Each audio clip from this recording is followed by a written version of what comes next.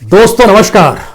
दोस्तों या तो ये देश पढ़े लिखे और समझदार लोगों के हाथों में सौंपिए या फिर इस बात के लिए तैयार हो जाइए कि वो आपके भविष्य के साथ खिलवाड़ करेंगे, आपके बच्चों की पढ़ाई में रुकावट डालेंगे। क्योंकि जिन हाथों में हमने कानून बनाने की ताकत सौंपी है और उन्हें हम जब चुनते हैं तो चाहे वह संसद में बैठे हुए सांसद हों, चाहे वो विधानसभा में बैठे हुए विधायकों हो, उनकी कतार में लगातार ऐसी संख्या बढ़ती जा रही है जिन्होंने कॉलेज का मुंह नहीं देखा है। कोई 5वीं पास है, कोई 8वीं पास है, कोई 10वीं पास है, कोई 12वीं तक पहुंचा है। हालांकि एक बड़ी तादाद ग्रेजुएट है, पोस्ट ग्रेजुएट भी है। लेकिन जब इस देश के भीतर में वक्त के साथ साथ कम पढ़े लिखे लोगों की तादाद पार्लियामेंट के भीतर में और विधानसभा के भीतर में बढ़ने लगेगी तो आप फिर किस निर्णय का जिक्र करते हैं? जो बच्चे देश भर में इस बात का रोना रो रहे हैं कि महामारी है, हम परीक्षा देने कैसे जाएंगे, नीट की परीक्षा हो या जी की परीक्षा हो, हम कैसे जाएंगे उन जगहों पर जहां पर सेंटर पड़ेंगे? वहां तक जाने के रास्ते में क्या वाकई संसाधन खुले हुए होंगे, आवाजाही हो रही होगी, वहां के होटलों में रुकने की व्यवस्था होगी? हम कैसे वहां तक पहुंचेंगे? और जब पहुंचेंगे तो क्या मास्क पहले लगाएंगे, हाथों में दस्ताने पहनेंगे और इन सब के बीच परीक्षा देनी शुरू करेगी? बहुत सारे इलाके बाढ़ से प्रभावित हैं, वहां के लोग सोच रहे होंगे हम कैसे निकलेंगे। सवाल इतना भर नहीं है। इस देश के भीतर में पहला सवाल यही है कि क्या एजुकेशन को लेकर, शिक्षा को लेकर कोई भी नजरिया इस देश के सांसदों का, विधायकों का, मंत्री का या इस देश में सत्ता संभाले हुए प्रधानमंत्री का भी है या नहीं है?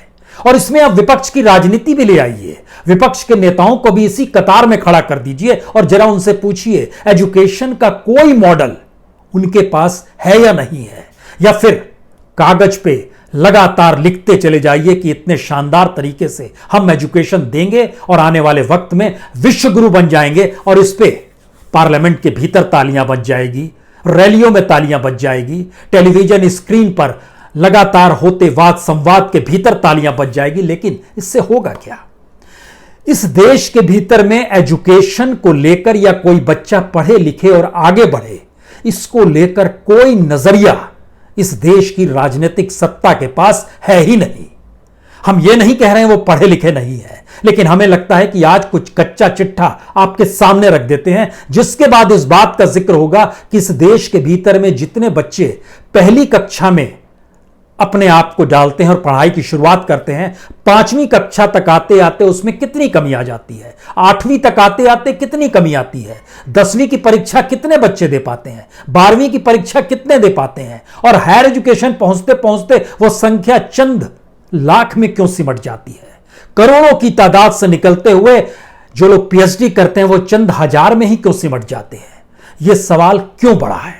हमें लगता है इसके लिए सबसे पहले इस देश में जो लोग कानून बनाते हैं, जिनके निर्णयों से इस देश को प्रभावित किया जाता है, उनकी स्थिति देख लीजिए। जो ऊपरी सदन संसद के भीतर में है उसको राज्यसभा कहते हैं और राज्यसभा में चुने हुए लोगों को माना जाता है कम से कम यह पढ़े लिखे समझदार लोग तो होंगे, लेकिन मौजूदा वक्त में 24 राज्यसभा में सांसद ऐसे हैं जो 8वीं और 12वीं पास हैं, यानी इन्होंने कॉलेज का मुंह नहीं देखा है। लोकसभा की स्थिति तो इतनी बुरी है वो कल्पना के परे है, जो लगातार बढ़ती चली जा रही है। हम उसको कुछ एक हिसाब से एनालिसिस करते हैं। 2009 के चुनाव में 17 सांसद ऐसे थे जो कि 10वीं पास थे, यानी उसके ऊपर उन्होंने पढ़ाई नहीं की थी। कुछ 5वीं पास थे, कुछ सिर्फ 17 एमपीज थे। 2014 में कमाल हो गया। 2014 में 70 एमपीज ऐसे थे जो 10वीं पास, 12वीं पास या जिन्होंने कहिए मैट्रिक की परीक्षा भी पास नहीं की थी, उसकी तादाद लगभग 70 एमपीज की थी, यानी 12वीं तक भी वो नहीं पहुंचे थे। और 2019 में, यानी पिछले बरस जो चुनाव हुए हैं, उसमें 146 सांसद, 146 सांसद, यानी हर चौथा सांसद इस देश का ऐसा है जो 12वीं पास के बाद नहीं पढ़ा, यानी जिसने कॉलेज का चेहरा नहीं देखा है। तो हर चौथे सांसद ने अगर इस देश में कॉलेज का चेहरा नहीं देखा होगा तो उनसे आप एजुकेशन के बारे में क्या जिक्र कर सकते हैं? आप कहेंगे नहीं, जरा इसको और अनुकूल कीजिए, थोड़ा अनानुकूल कीजिए। हमको लगता है कुछ चीजों का और जिक्र करते हैं। जैसे पिछले दिनों मध्य प्रदेश में एक नई सरकार बनी, शिवराज सिंह चौहान कांग्रेस की सरकार को गिरा के आए। जो कांग्रेस के विधायक थे वो निकलकर बीजेपी के विधायक बन गए। उनमें पता चला कि जो शिवराज सिंह चौहान की मिनिस्ट्री है उसमें 7 मंत्री ऐसे हैं जो 5वीं पास हैं या 12वीं पास हैं। 2 मंत्री ऐसे हैं जो सिर्फ लिखना जानते हैं, उन्होंने स्कूल का चेहरा भी नहीं देखा है। और इस देश के भीतर में अगर सांसदों और विधायकों की स्थिति को देख लीजिए, जैसे बिहार में 40 सांसद आते हैं चुनकर, उसमें से 11 सांसद ऐसे हैं जिन्होंने कॉलेज का चेहरा नहीं देखा है। उत्तर प्रदेश में 80 सांसद आते हैं, उसमें से 16 सांसद ऐसे हैं जिन्होंने कॉलेज का चेहरा नहीं देखा है। एक सांसद तो ऐसा है जो सिर्फ लिटरेट है, यानी लिख सकता है, उसने स्कूल का चेहरा भी नहीं देखा है। महाराष्ट्र के 48 सांसदों में से 17 सांसदों ने कॉलेज का चेहरा नहीं देखा है। गुजरात के 26 सांसदों में से 10 सांसदों ने कॉलेज का चेहरा नहीं देखा है। कर्नाटक के 28 सांसदों में से 11 सांसदों ने कॉलेज का चेहरा नहीं देखा है। झारखंड के 14 सांसदों में से 4 सांसदों ने कॉलेज का चेहरा नहीं देखा है। पश्चिम बंगाल के 42 सांसदों में से 10 सांसदों ने कॉलेज का चेहरा नहीं देखा है। सबसे अच्छी स्थिति केरल की है। केरल में 20 सांसदों में सिर्फ 2 सांसद ऐसे हैं जिन्होंने कॉलेज का चेहरा नहीं देखा है, लेकिन यह संख्या भी 10% हो जाती है। इस देश के भीतर में विधायकों की स्थिति देखिएगा तो 4275 विधायकों में से लगभग 1600 विधायक ऐसे हैं जिन्होंने कॉलेज का चेहरा देखा ही नहीं है। अब आप कल्पना कीजिए कि आप किस एजुकेशन का जिक्र करेंगे। इनके जरिए आप कैसे कहेंगे कि कॉलेज में एक लाइब्रेरी होनी चाहिए, लाइब्रेरी में किताबें होनी चाहिए, जो रिसर्च विंग होता है उसमें प्रोड्यूकल्स की व्यवस्था होनी चाहिए, इंटरनेशनली क्या रिसर्च हो रहा है उसकी जानकारी होनी चाहिए। जी नहीं, इसके लिए कोई बजट नहीं। और दुनिया के तमाम 200 देशों की कतार में भारत का नंबर इन रिसर्च स्कॉलर को लेकर या फिर जो पढ़ाई लिखाई के लिए लाइब्रेरी होती है उसको लेकर हमारे पास बजट की संख्या जो है वह 175 देशों के नीचे आ जाती है। हम एक ऐसी स्थिति में कैसे कल्पना कर सकते हैं कि इनका कोई ध्यान भी होगा। अब यहां पर एक सवाल सीधे सीधे जुड़ जाता है, ये कैसा निर्णय लेंगे। जब सवाल नेट और जी का चल रहा है और बच्चे जो कह रहे हैं आप हमसे क्यों परीक्षा दिलाना चाहते हैं, पता नहीं क्यों आपने ध्यान दिया नहीं दिया। जिस समय लॉकडाउन की स्थिति हुई थी तो पहली बार जो प्रवासी मजदूर थे जिनको कोरोना हुआ नहीं था, जो महामारी के शिकार नहीं थे, उनको महानगर में रोक दिया गया। अच्छी बात है, आप मत जाइए, आप जाइएगा तो कम से कम बीमारी ट्रांसफर तो इधर से उधर नहीं होगी। लेकिन उस लॉकडाउन के बीच में जब लोग उससे प्रभावित होने लगे तो फिर लॉकडाउन उनके लिए खुल गया, वो सफर करने लगे, जाने लगे और जाते जाते आज की तादाद में देश के तमाम हिस्सों में और खास तौर से ग्रामीण इलाकों में भी कम्युनिटी स्प्रेड हो गया है। ये सरकार का निर्णय था, सरकार ही सारी व्यवस्था कर रही थी। शहरों में रोके हुए मजदूरों को रोटी नहीं दे पा रही थी, भोजन की व्यवस्था नहीं करा पा रही थी। सुप्रीम कोर्ट भी खामोश, एक बार नहीं कहता था ये आप क्या कर रहे हैं। आए बाएं साएं जो भी आंकड़े होते थे सरकार बताते चली जाती थी, हमने इतना करोड़ इसको दे दिया, इतना करोड़ उधर बांट दिया, इतना राशन इतना दे दिया, इतना 5 किलो अनाज दे दिया। लेकिन सच क्या है इस देश का? सच यह है कि इस देश में जो निर्णय लिए जाते हैं वह निर्णय पूरी तरीके से अवैज्ञानिक होते हैं, साइंटिफिक होते ही नहीं है। ऐसे लोगों से आप एजुकेशन का जिक्र कैसे कर सकते हैं? और आप ऐसे लोगों को अगर चुन रहे हैं या हम लोग इसमें आपस में सहभागी हैं तो क्या इस देश के पढ़े लिखे बच्चों को नहीं सोचना चाहिए कि अगर इन हाथों में देश रहेगा तो फिर आने वाले वक्त में उनकी जीवन में सिर्फ अंधेरा है? या मां बाप ही सोच लें, मां बाप ये फैसला करें कि ऐसी सरकारों को नहीं रहने देना है जो पढ़े लिखे सांसदों को नहीं चुन के ला सकती है, अपने यहां कैंडिडेट जो बनाती है। इस देश में 2019 के इलेक्शन में जो कैंडिडेट्स खड़े हुए थे 25% कैंडिडेट्स ऐसे थे जो कभी कॉलेज नहीं गए, कॉलेज का मुंह भी नहीं देखा। उसमें से कितने जीते हैं उसका जिक्र हमने कर दिया, क्योंकि उनकी तादाद 146 है, विधायकों की तादाद 1300 से ज्यादा है। सवाल है कि हम लोग किस दिशा में डिजाइन में जा रहे हैं। जैसे अचानक झटके में निर्णय ले लिया गया ऑनलाइन पढ़ाएंगे।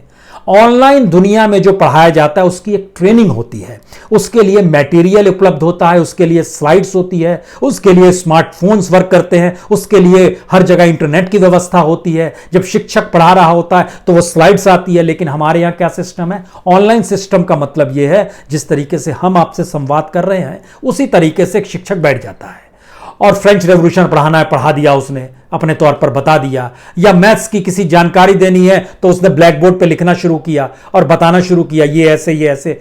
और काउंटर में कोई क्वेश्चन नहीं आ पा रहा है, कोई स्लाइड्स नहीं आ पा रही है, उसका जवाब नहीं। और दुनिया भर में जो ऑनलाइन पढ़ाई के तरीके हैं और भारत में जो पढ़ाई के लिखाई के तरीके हैं ऑनलाइन में, वह ठीक उसी तरीके से हैं जैसे हमारे यहां जो खुले आसमान तले ब्लैक बोर्ड पे पढ़ाया जाता है, उसी तरह का ऑनलाइन सिस्टम हमारे यहां काम कर रहा है। लेकिन इस देश में शिक्षा के नाम पर करोड़ों लोगों से खिलवाड़ कल तक सिर्फ मिड डे मील के नाम पर किया जाता था। जो 11 करोड़ बच्चों को मिड डे मील की व्यवस्था कराई जाती थी, उनको कोई पढ़ाई नहीं होती थी। उनको तो मिड डे मील के लिए वो बच्चे आते थे, फिर चले जाते थे कामकाज करने के लिए। ऐसी स्थिति अब कॉलेज स्तर पे हो गई है, जहां पर वो बच्चा आ रहा है नहीं आ रहा है, स्कूलों के हो गई है। खुद केंद्रीय विद्यालय जो सरकारी संस्थान है, वहां का डाटा आता है कि जी 60% के पास तो उपलब्ध नहीं है चीजें, जो मोबाइल नहीं है, इंटरनेट नहीं है, लैपटॉप नहीं है। कॉलेजों में ये बातों का जिक्र हो रहा है कि नहीं है 60% लोगों के पास। तो झटके में क्या हो गया? और यहीं से ये सवाल निकलता है कि इस देश में क्या वाकई एजुकेशन को लेकर कोई गंभीरता इस राजनीतिक सत्ताओं से हम चाह सकते हैं, पूछ सकते हैं? जब इस बात का जिक्र हो रहा है कि निट और जी को हम लोग क्या करें, आपके सामने दो ऑप्शन है। या तो इस ईयर को 0 सेमेस्टर कर दीजिए, आप इसको 0 ईयर में कन्वर्ट कर दीजिए, या दूसरा जो 12th की परीक्षा के रिजल्ट आए हैं उसी को आप मेरिट में कन्वर्ट कर दीजिए। लेकिन आप तो तुले हुए हैं कि परीक्षा का सिस्टम हमारे यहां चल रहा है जिससे दुनिया को बता सके, लेकिन इस सिस्टम के भीतर के फॉल्ट जो बच्चे खुद उठा रहे हैं सवाल, उन सवालों का जवाब देने के लिए कोई सामने नहीं आएगा। आप सोचिए 25 लाख बच्चे अप्लाई किए हुए हैं निट और जी के लिए। निट के जरिए जो होता है मेडिकल के अलग अलग क्षेत्रों में चले जाते हैं और इनकी संख्या में लगातार बढ़ोतरी हुई है, यानी इस देश के भीतर में तादाद बढ़ रही है। 2017 में जो निट देने वाले थे उनकी संख्या लगभग 11.5 लाख थी। 2018 में देने वाले 13,26,000 बच्चे थे। पिछले साल 15,19,000 बच्चों ने अप्लाई किया था।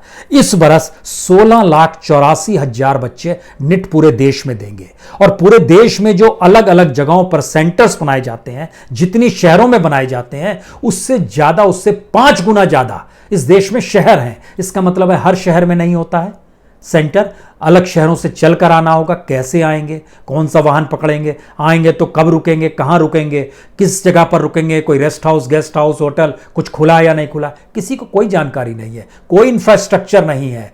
अपने तौर पर सुप्रीम कोर्ट के सामने भी डाटा नहीं रखा जा सका। सुप्रीम कोर्ट ने भी सिर्फ उनके आश्वासन पर, सरकार के आश्वासन पर कर दिया, परीक्षा ले लीजिए आप। परीक्षा की पुख्ता इंतजाम उन्होंने कहा कर देंगे, उन्होंने बोला कर देंगे। तो पुख्ता इंतजाम आप सिर्फ सेंटर्स पर करेंगे, सेंटर तक पहुंचने के पुख्ता इंतजाम करने की जिम्मेदारी कोई नहीं ले रहा है।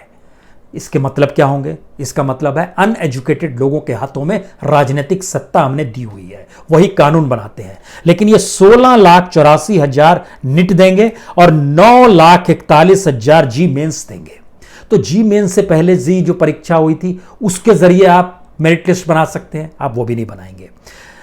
इतनी बड़ी तादाद में, और जो लोग राजनीति करते हैं ना इस देश में जाति के नाम पर, वह भी समझ लें कि निट में जो 16,84,000 बच्चे परीक्षा देंगे उसमें ओबीसी भी हैं, उसमें शेड्यूल कास्ट भी हैं, शेड्यूल ट्राइब भी हैं। इन बच्चों को भी जो परीक्षा देने जा रहे हैं उनको भी अब सक्रिय होना चाहिए कि हम भी चाहते हैं कि हमारे यहां से जो उम्मीदवार सांसद बने या विधायक बने, पढ़ा लिखा कम से कम जरूर हो, क्योंकि तभी वो आपकी पढ़ाई लिखाई को, और उनकी तादाद ज्यादा है। जैसे 2019 पिछले साल का आप डाटा हम आपको बतलाते हैं, उसमें लगभग जिन लोगों ने कॉम्पीट किया था उनकी तादाद लगभग 9 लाख के लगभग थी जिन्होंने कॉम्पीट किया था। उसमें अनरिजर्व जो थे, अनारक्षित बच्चे जो थे, उनको 2,86,245 बच्चों ने लास्ट ईयर निट पास किया था।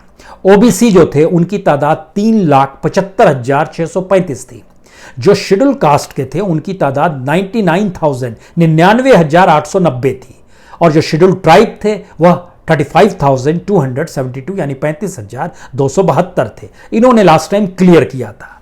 तो क्या ये, और जो अगर लैंग्वेज को लेकर भी जो राजनीति करते हैं इस देश के भीतर में, वह भी इस समझ को जान लें कि जो न्यू एक पॉलिसी आई उसमें जिस बात का जिक्र किया गया कि हम अपनी मातृभाषा के जरिए, और इंग्लिश तो छठी के बाद पढ़ाएंगे, और क्या क्या जो भी डिस्कशंस हो रहे थे, इंग्लिश के जरिए पास करने वाले बच्चों की तादाद जो थी वो 79.3% थी।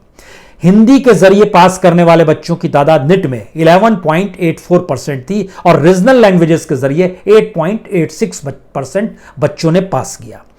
सवाल यह है कि इतनी बड़ी तादाद में इस देश के भीतर में अगर हर तबके से बच्चा परीक्षा देने के लिए जा रहा है, तो ये बच्चे जो आ रहे हैं, जो शेड्यूल कास्ट के हैं, शेड्यूल ट्राइब के हैं, ओबीसी के हैं, कुछ अनरिजर्व के भी होंगे, ग्रामीण इलाके से आते हैं, छोटे शहरों से आते हैं, कैसे आ पाएंगे? सरकार नहीं समझना चाह रही है कि उनके लिए पुख्ता व्यवस्था सेंटर से आगे नहीं जा पा रही है, और बच्चे को सेंटर के बाहर से सेंटर तक पहुंचना है। और जो क्लियर करने वाले, ये दुनिया भर में ये भारत का सवाल हो गया है कि भारत एजुकेशन को लेकर कोई ध्यान नहीं देता, और यहाँ के लोगों की क्या जानकारी है एजुकेशन को लेकर। हम इसलिए इस बात का जिक्र कर रहे हैं कि तकरीबन 7 लाख ऐसे भी थे जो क्लियर किया गया था, जिन बच्चों ने क्लियर किया था वह भारत के नहीं विदेश में रहने वाले बच्चे थे। उसमें जैसे फॉरेन नेशनलिस्ट थे वो लगभग 315 थे, जो एनआरआईज थे वो 1209 थे, जो ओसीआई यानी ओवरसीज सिटीजन ऑफ इंडिया जो होता है उनकी तादाद 441 थी, जो पर्सन ऑफ इंडियन ओरिजिन कहा जाता है पीआईओ वो 46 थे। इन्होंने नेट क्लियर किया था। टोटल लगभग जो किया गया था 7,95,000 में से उनमें यह भी शामिल थे। इसका मतलब यह है कि इस परीक्षा को लेकर, और इसके पैरेलल में हमको लगता है अगर आपको जी के बारे में जानकारी चाहिए, JEE, इसके जरिए लोग इंजीनियरिंग में जाते हैं, इनके लिए इस बार रजिस्ट्रेशन हुआ है अभी तक 9,41,000। अब सवाल यह है कि इतनी बड़ी तादाद में जो बच्चे परीक्षा देने जाएंगे, उसमें 12th की परीक्षा के रिजल्ट को मेरिट लिस्ट में कन्वर्ट करके हम आगे बढ़ा सकते हैं या नहीं बढ़ा सकते हैं? हमारे पास कोई साइंटिफिक प्रोविजन अभी भी नहीं आया है कि जो परीक्षाएं होती है वह कोई ऐसी साइंटिफिक है कि उसमें चुने गए बच्चे आइडियल होते हैं। यह सवाल एक अजीबोगरीब है। 3 घंटे की परीक्षा में उसकी सारी चीज़ों को नापा जाता है। तो ऐसे कठिन समय में हम लोग साइंटिफिक तरीके से कैसे चीज़ें इवॉल्व कर सकते हैं, ना मंत्री सोचेंगे, ना प्रधानमंत्री सोचेंगे, ना इस देश के भीतर में जुडिशरी सोच पाएगी, ना यूजीसी सोच पाएगी, ना ही नेशनल टैलेंट एजेंसी सोच पाएगी जो इन परीक्षाओं को कंडक्ट कराती है। तो इसका असर होता क्या है? इसका असर यह है कि इस देश के भीतर में लगातार जो पढ़ाई के प्रति अरुचि है और पढ़ाई को लेकर इंफ्रास्ट्रक्चर की हमारे यहां कमी है, उसको भी जरा समझ लीजिए। इस देश में हमने एक बेसिक ईयर लिया 2016-17, 2016-17 को हमने एक बेसिक ईयर बनाया और जानना चाहा कि कितने बच्चे पहली क्लास में एनरोल होते हैं। 13,01,55,000 बच्चे पहली कक्षा में एनरोल हुए। 5वीं तक आते आते आधे बच्चे उसमें से छोड़ देते हैं पढ़ाई, और कोई ध्यान नहीं दे रहा है। यानी 13 करोड़ में से जो 6th में बच्चे पढ़ाई शुरू करते हैं उनकी संख्या 7,36,14,000 होती है। 7,36,14,000 ये छठी कक्षा से लेकर 8वीं कक्षा तक पढ़ते हैं, और 8वीं कक्षा में फिर उसमें से आधे बच्चे पढ़ाई छोड़ देते हैं। और 9th और 10th तक जिनकी तादाद पहुंचती है उनकी संख्या होती है 4,89,28,000, यानी वह भी आधे हो गए। जो 11th और 12th में पहुंचते हैं उनकी संख्या कितनी होती है? सरकार अपने तौर पर आंकड़े बतलाती है कि उनकी संख्या, जो लोग 9th और 10th दे रहे होते हैं उनकी संख्या तकरीबन 4 करोड़ होती है। अच्छी बात है। तो 4 करोड़ का मतलब हम मानकर चलें कि 10th में भी कम से कम 1 करोड़ तो लोग पहुंचे होंगे। ये एक बेसिक मानकर चल रहे हैं, लेकिन सरकार के आंकड़ों पर भी यहां गौर कीजिएगा। और हायर एजुकेशन में यानी 11th-12th की स्थिति आते आते सरकार खुद अपने तौर पर मान रही है कि उसमें आते आते संख्या कुछ 3 करोड़ तक हो जाती है। ठीक है। इस देश के भीतर में पिछले साल जो इस बार रिजल्ट आए, 10th की परीक्षा कितने बच्चों ने दी और 12th की परीक्षा कितने बच्चों ने दी? 10th की परीक्षा सिर्फ 18 लाख बच्चों ने दी, 12th की परीक्षा सिर्फ 12 लाख बच्चों ने दी, जो सीबीएसई कोर्स के तहत। बाकियों की चीजों को जोड़ते चले जाइएगा तो अभी वह स्थिति 1 करोड़ पार नहीं कर पाती है। पुराना बैकलॉग चला आ रहा होता है, सारी चीजें होती हैं और सरकार का आंकड़ा जब सबको मिलाकर लेकर आता है हायर एजुकेशन के साथ, तो वो बताता है कि हमारे यहां कॉलेज और यूनिवर्सिटीज में पढ़ने वाले बच्चे जो हैं, जो एक कॉलेज में 3 साल तक की पढ़ाई होती है, फिर उसके बाद जो लोग पीजी कर रहे होते हैं, पोस्ट ग्रेजुएट कर रहे होते हैं, फिर वो 2 साल के लिए पढ़ते हैं, कुछ एमफिल कर रहे थे, कुछ पीएचडी कर रहे थे, इन सभी बच्चों को मिला दीजिएगा तो 3.5 करोड़ बच्चे, 3 करोड़ 74 लाख, ये सरकार का आंकड़ा रहता है, इतने बच्चे पढ़ाई कर रहे हैं। हम कहते हैं इसको भी आप सच मान लीजिए। हमने बात कहां से शुरू की थी? 13 करोड़ बच्चों ने पढ़ाई शुरू की और कॉलेज तक देखते देखते चेहरा पहुंचा 3 करोड़ 74 लाख बच्चों का। अब इसके पैरेलल में आइए कि कितने बच्चे हैं जो ग्रेजुएट के बाद आते हैं। ये 3 करोड़ 74 लाख में से घटकर झटके में जो ग्रेजुएट के बाद की स्थिति आती है वह 90 लाख के आ जाती है। इस देश के भीतर में 13 करोड़ से चलकर जब 90 लाख तक की स्थिति में हम ग्रेजुएट की एग्जाम देने की स्थिति में आते हैं, तो इस देश के पार्लियामेंट्री से आप क्या आशा कर सकते हैं? क्या वो एजुकेशन सिस्टम को बढ़ाना चाहेंगे जब उनके भीतर में हर चौथा सांसद कॉलेज का चेहरा नहीं देखे हुए है? इस देश के हर विधायक में जाइएगा तो हर तीसरा विधायक कॉलेज का चेहरा नहीं देखे हुए, तो आप क्या करेंगे? हां, इसका दूसरा हिस्सा यह है कि उनकी पूंजी में कोई कमी नहीं आती। उनके पास जितना पैसा होता है वो पैसा लगातार बढ़ता है और करोड़पतियों की तादाद में संयोग से ओवरऑल अगर पार्लियामेंट के भीतर बैठे हुए लगभग 92% सांसद करोड़पति हैं, तो दूसरा सच यह है कि जिन 146 सांसदों का हमने जिक्र किया जिन्होंने कॉलेज का चेहरा ही नहीं देखा है, उन 146 सांसदों में से 131 सांसद ऐसे हैं जो करोड़पति हैं। अब आप क्या करोगे? उन्हें क्या जरूरत है पढ़ाई की? लेकिन जो पढ़ने लिखने वाले छात्र हैं इस देश के भीतर में, अब वो तय करें क्या कानून बनाने की बात उन हाथों में सौंपी जा सकती है जिन्होंने पढ़ाई नहीं की है, और उनको एजुकेशन से क्या मतलब हो सकता है, और वो एजुकेशन को लेकर क्यों गंभीर होंगे? ये सवाल कौन उठाएगा? और इन सवालों को उठाते समय आपके जहन में ये सवाल क्यों नहीं आएंगे कि क्या आने वाले वक्त में अगर इस देश में सिर्फ आपको अंधेरा दिखाई दे रहा है, आपके बच्चों की पढ़ाई के लिए सरकार गंभीर नहीं है, इस देश के भीतर में सब कुछ ठप है लेकिन सरकार मदमस्त है? ये कैसे हो सकता है? पूरा एजुकेशन सिस्टम, कक्षा 1 का हो या कक्षा 12वीं का हो, कक्षा 10th की परीक्षा देने वाला छात्र हो या फिर ग्रेजुएशन में आखिरी सेमेस्टर देने वाला, कोई पढ़ाई कहीं नहीं हो पा रही है। और इस लेवल पे अगर यह चिंतन इस देश के भीतर में चल रहा है कि हम विश्व गुरु बन जाएंगे, तो यह परिकल्पना नहीं की जा सकती है कि कितनी भ्रष्ट और कितनी मानसिक तौर पर दिवालिया राजनीति इस देश के भीतर में सत्ता संभाले हुए लोगों की होती है। लेकिन फिर भी इसका मतलब यह है कि सरकारें नहीं चाहती है कि लोग पढ़ें, क्योंकि लोग पढ़ जाएंगे तो फिर वो भक्ति वाली भाव कहां से आएगी? हम आपको एक दूसरी स्थिति भी बताते हैं। 1950-51 में 50-51 में लीजिएगा या उसके हिसाब से भी अगर देखना शुरू कीजिए, हमने उसका एक एवरेज निकाला। जैसे 1960-61 में इस देश की जनसंख्या जो थी वह 45 करोड़ थी। इन 45 करोड़ लोगों में से 3.5 करोड़ बच्चे पहली कक्षा में पढ़ाई करते थे और 3.5 करोड़ में से 5वीं के बाद जो पढ़ाई छोड़ देते थे उनकी संख्या लगभग 2 करोड़ 90 लाख थी। सिर्फ 67 लाख बच्चे ही 6 से लेकर 8 तक की पढ़ाई कर पाते थे। उसके बाद हमने देखा, अगर इसको आकलन शुरू किए तो उसके बाद बड़ा गैप आता है कि 45 करोड़ जब जनसंख्या थी और आज की तादाद में 130 करोड़ जब जनसंख्या है, तो हमारे यहां पहली कक्षा में जाने वाले बच्चों की संख्या लगभग 13 करोड़ है। उस डिजाइन में देखिए तो आपको कोई अंतर नजर नहीं आएगा। अगर आप आजादी के बाद की स्थिति में जो बच्चे पहली कक्षा से 5वीं कक्षा तक पढ़ पाते तो उसके बाद पढ़ाई छोड़ देते थे, उनका रेशियो और आज छोड़ने वालों का रेशियो एक ही है। यानी उस समय हम इंफ्रास्ट्रक्चर बनाने की स्थिति में थे, धीरे धीरे इंफ्रास्ट्रक्चर बना रहे थे, डेवलप कर रहे थे, डेवलप करना चाहते थे, पढ़े लिखे परिस्थितियों से जुड़ना चले जाते थे। लेकिन इंफ्रास्ट्रक्चर का डेवलपमेंट इस देश के भीतर में बढ़ते हुए छात्र और एजुकेशन सिस्टम को लेकर धीरे धीरे इतना बिगड़ गया है कि हमारे यहां संख्या यूनिवर्सिटी की बढ़ गई, लेकिन इस यूनिवर्सिटीज के भीतर का जो एजुकेशन है वो डाइल्यूट होता चला गया। कोई ध्यान नहीं है, किसी का कोई ध्यान नहीं है। और शायद यही वजह है कि जब हम आखिर में इस बात पर गौर करते हैं कि इस देश से बाहर बच्चे क्यों चले जाते हैं पढ़ने के लिए और सरकारें रोकती क्यों नहीं है, तो आपको जानकर हैरत होगी, बीते 6 बरस का एनालिसिस ये आया है कि 3 लाख से ज्यादा बच्चे हर बरस विदेशों में चले जा रहे हैं पढ़ने के लिए। लेकिन हमारे यहाँ की सत्ता शासक को कोई शर्म नहीं आती है कि हम अपने यहाँ एजुकेशन सिस्टम को क्यों नहीं मजबूत कर पा रहे हैं। इस बार तो बच्चे बाहर नहीं पढ़ने जा रहे हैं। जो बच्चे बाहर पढ़ने नहीं जा रहे हैं, कम से कम वही इस देश की राजनीति को अपने हाथों में संभालने की स्थिति में लेकर आए, वह एकजुट हों।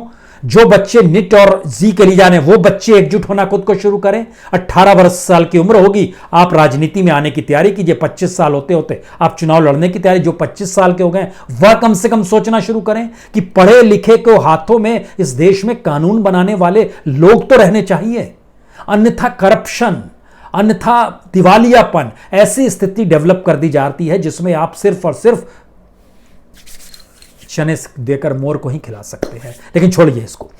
इस दौर में जो बाहर जाने वाले बच्चे हैं, उसमें सरकार के जो आंकड़े बताते हैं, जो एक्सटर्नल अफेयर मिनिस्ट्री है, उसने 2018-19 का जो आंकड़ा जारी किया, उसमें पता चला 3,93,000 बच्चे 2018 में चले गए, तो 4,39,000 2019 में चले गए। हम किस दिशा में जा रहे हैं? हमारे पास ना पैसा है, ना हमारे पास इंफ्रास्ट्रक्चर है, ना हमारे पास बच्चों को पढ़ाने का कोई विजन है, ना हम चाहते हैं कि वो किसी रूप में प्रोफेशनली आगे बढ़ सके। हम कहते हैं कि हमारे पास बेस्ट इंफ्रास्ट्रक्चर, हम कहते हैं हमारे पास खूब पैसे पूंजी है, हम दुनिया की बेस्ट यूनिवर्सिटी, हम कहते हैं। इस कहने पर मत जाइए, एनालिसिस कीजिए। अगर ये सरकार जी और नीट वाले जो बच्चे हैं वही सोच लें कि अब इस देश के भीतर में एक ऐसी परिस्थिति डेवलप की जाए जहां पर कम से कम जिसने कॉलेज का मुंह देखा हो वह तो जाए, अन्यथा हर चौथा सांसद ऐसा है जो कि 12वीं पास के आगे जा नहीं पाया है। इसके मतलब क्या है?